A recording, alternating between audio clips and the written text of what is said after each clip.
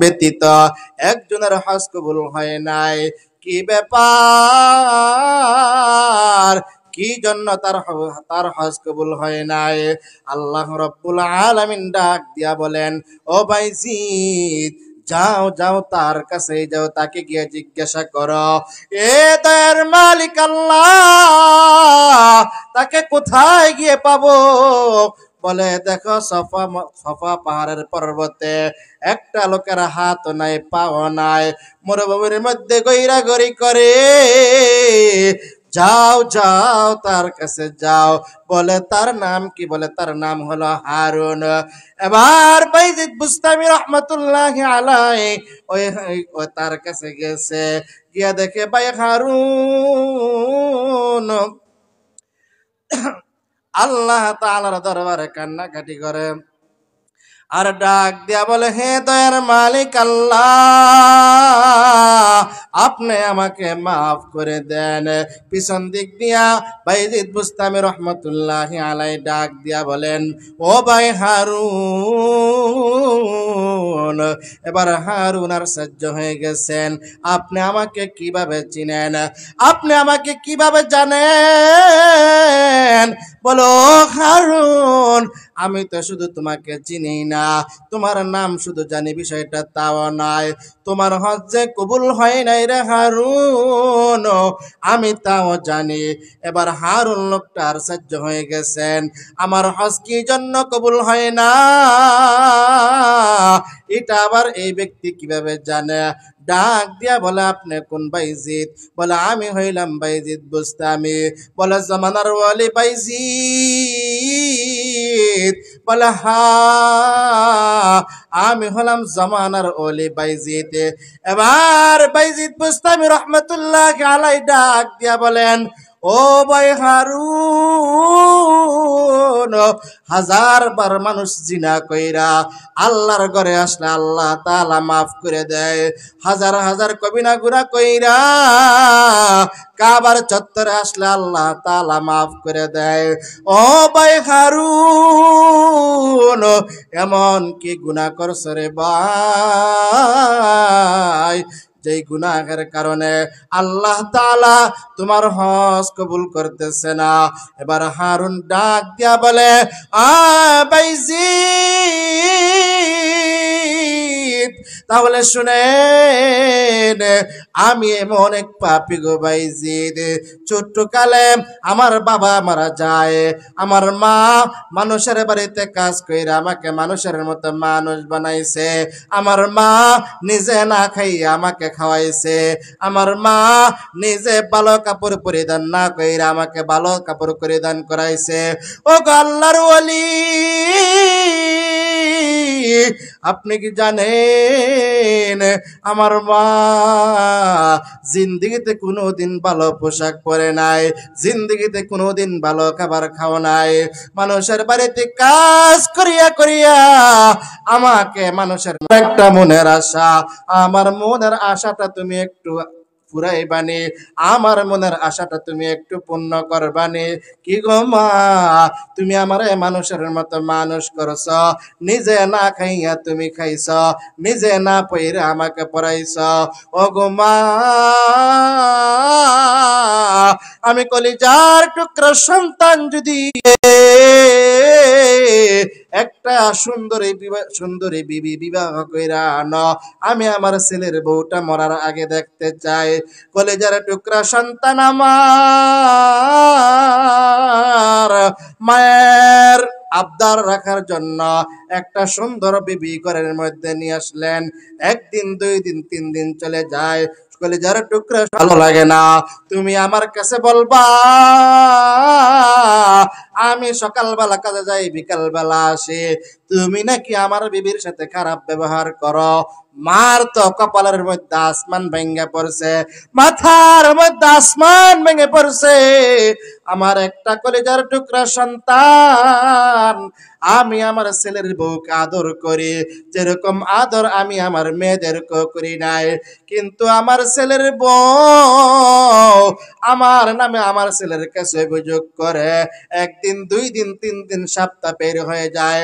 একদিন ডাক দিয়া বলে, ও মা,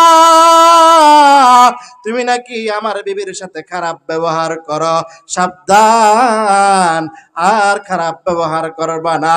যদি খারাপ ব্যবহার করো তাহলে ঘরের মধ্যে থাকতে পারবা না।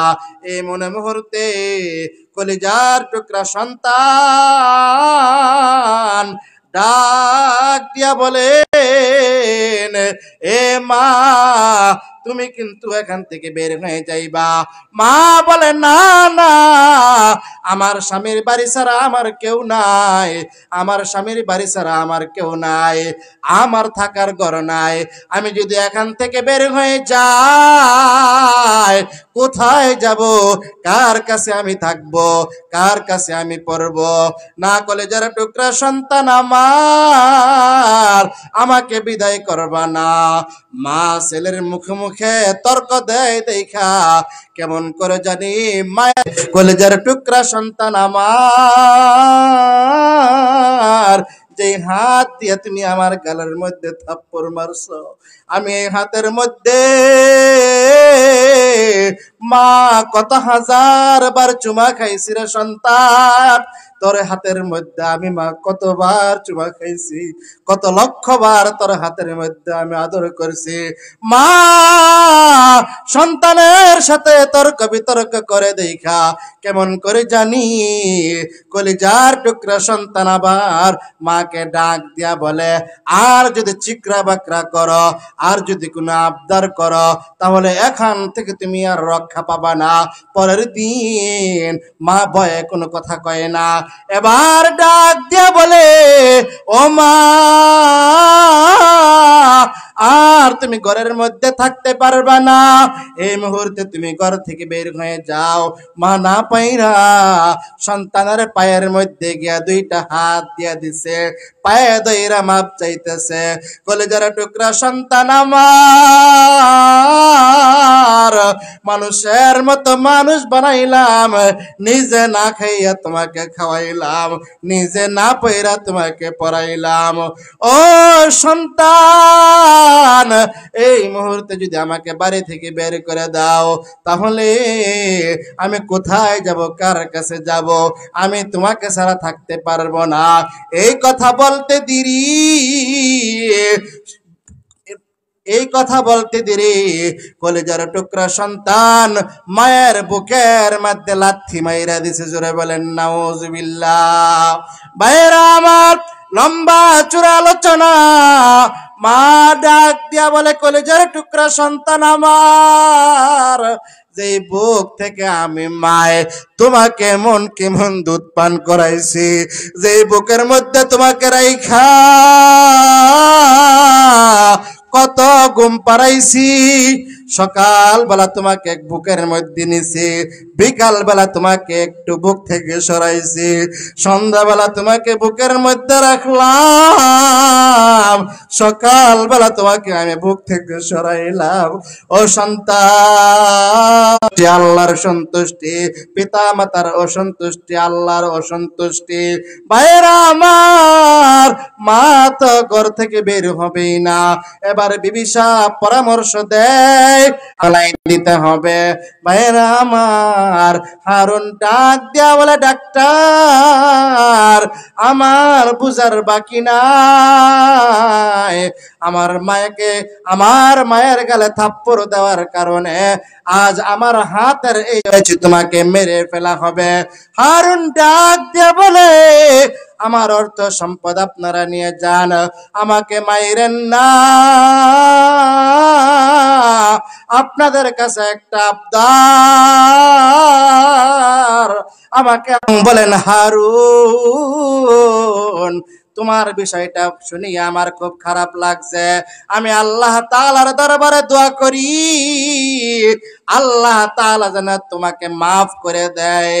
যেমন এই মুহূর্তে আল্লাহ রব্বুল আলামিনের দরবারে দুইখানা হাত তুলবে, আল্লাহ রব্বুল আলামিন ডাক দিয়া বলে, ও বাইজিদ। আল্লাহ রব্বুল আলামিন বাইজিদ বুস্তামিকে জানাই দিলেন, ওগো বাইজিদ, আপনি তার ব্যাপারে দোয়া করবেন না, যদি তার ব্যাপারে দোয়া করেন তাহলে আপনার নাম ওলির খাতা থেকে কাইটা দিমু, তাহলে আব্বা আম্মার মনের মধ্যে কষ্ট দেওয়া যাবে। জোরে বলেন। আব্বা আম্মাকে কষ্ট দেওয়া যাবে, আব্বা আম্মার অবাধ্য হওয়া যাবে না, কষ্ট দেওয়া যাবে না। রিদর রব্বি রিদল ওয়ালিদি ও সাখাতার রব্বি ও সাখাতাল ওয়ালিদি, পিতা মাতার সন্তুষ্টি আল্লাহর সন্তুষ্টি, পিতা মাতার অসন্তুষ্টি আল্লাহর অসন্তুষ্টি। আল্লাহর সন্তুষ্টি মানে জান্নাত, আর আল্লাহর অসন্তুষ্টি মানে জাহান্নাম। এই জন্য আমরা